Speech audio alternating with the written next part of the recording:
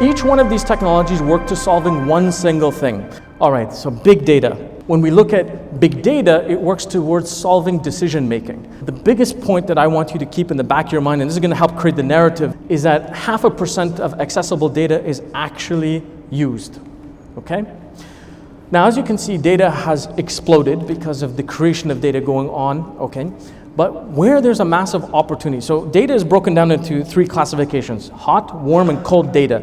Cold data is essentially data that sits in a data warehouse for a long period of time, may not necessarily have as much value because it's not being used as frequent. So a good example would be like your passport information. You put your passport information into a database and it sits there for 5 years, 7 years, however long it takes to renew your passport, and then the information renews.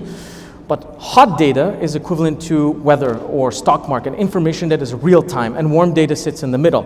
The problem with the data business is there wasn't much value being created out of cold data purely because there wasn't much of a use for it until big data and analytics came around and needed that data to be used. And so there's been an explosion in cold data.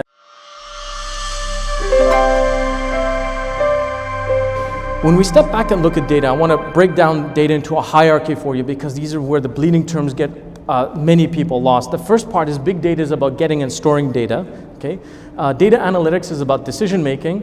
Data visualization is about communications, and advanced automation is about simple actions, and artificial intelligence is about complex actions. Now, number 4 and 5, I want to make a very clear distinction. A lot of the things that you call artificial intelligence today is not artificial intelligence, it's actually advanced automation, okay?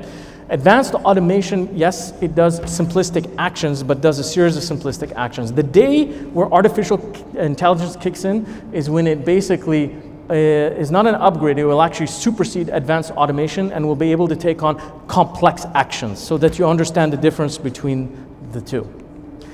So to me, the biggest opportunities that I want you to think about, okay, is number 1 is 0.5% of all data is actually really used. But the hidden gold is the fact that 80% of data is actually ignored. And I repeat, ignored. It sits in front of you, but is not being utilized. 80% of it. Finally, data is growing at obviously at a massive scale, but the last one usually throws people off. 20% of the talent pool that sits in the area of data is actually qualified to be working in the area of data.